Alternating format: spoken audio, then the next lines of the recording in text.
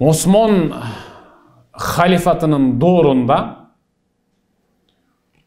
халифатқа баш ийип турган өлкөлөрдүн жарандарынын баары ислам менен жашаган, Кур'ан өкүмү менен жашаган.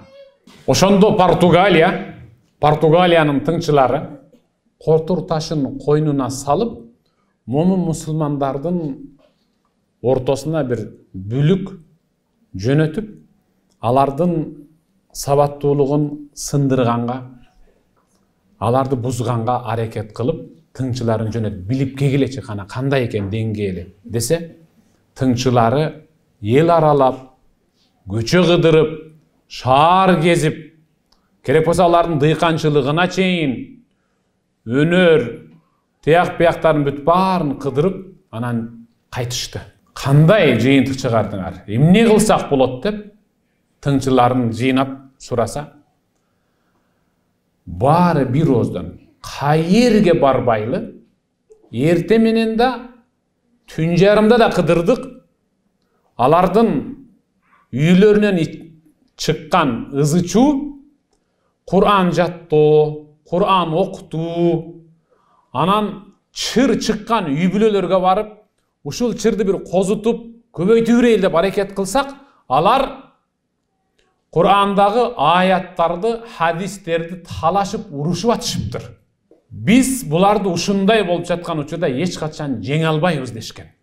Анан алар дүйнөдө биринчи болуп, жанагы бильярд деген оюнду жөн эле мешитке бара жаткан жолдун боюна кичинекей бир бөлмө ача коюп, ошонун ичине кирип бекер эле мынтып ойнойт, бул эч мындай адамдын денесине залака жеткирип, түртөсүң таяк менен, кийим менен, тиги тешикке түш керек, мындай болуш керек деп, мешитке бара жаткан, мешиттен кайра келе жаткан, медресеге бара жатып, кайра келе жаткандарды алагыда кыла берген.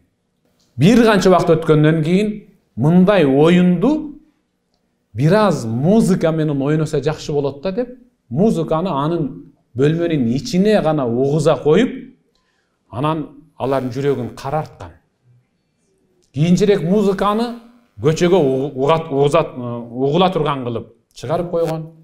Мечитке бара жаткандар мечитине жетпей, ошол эле бөлмөгө кирип намазын каза кыла баштаган. Ошентип, арадан 10, 15, 20 жыл өткөндөн кийин тыңчыларын дагы бир жолу жөнөтүшкөндө, алар кыдырып, бар мурдагыдай түрө кыдырып, анан жыйналышкан. Кана айткылачы, эмне болгон жыйынтык чыгардыңар десе, мурда барганда Кур'андын аяттарын талашып атса, мурда барганыбызда хадистерди талашып урушуп атса, мурда барганда ызы-чуун бүт бардыгы Кур'ан, хадис жаттоо боюнча болсо, мурдагы жаңжал бир жаны жебесин бутага атып, экинчи жанын жебесин атылган жебени жырып кайра кирип кетпей турган болсо, жанына тийип калса, мен бүгүн ушул биринчи жебени жырып сындырып кое албадым деп ыйлашкандарын көрдүк эле. Бу сапар мен муногу музыканы угушум керек болуп атат деп талашып атат. Биз жеңебиз. Анткени мен мурдагы барганда жолдо ыйлап жаткан бир жаш 10 жашар баланы эмнеге ыйлап атасың деп сурасам, досум бар эле. Ал менден дайым сүрө жаттоодо, хадис жаттоодо өтүп кетип, мен артта калып атам. Канткенде мен аны озуп өтөм деп ыйлаган эле. Мен ошон үчүн буларды жеңе албайбыз дегенмин. Биз жеңебиз. Бүгүн жеңебиз, эртең жеңебиз деди. Кандай ишеничтүү айтып атасың десе, мен ошол 10 жашар баланын бүгүн 20-га, 25-ке чыкканын байкап, көчөдө ыйлап отурганын көрүп, жанына отуруп, аркасын таптап, сага эмне болду десем, сүйгөнүмдү досум тартып алды деп ыйлап атат. Булар катын талаша баштаптыр. Булар Кур'ан, аят, хадис талашпай, музыка талаша баштаптыр. Азыр кол салсак, жеңип алабыз деп анан аракет кылышып жеңген ошолор.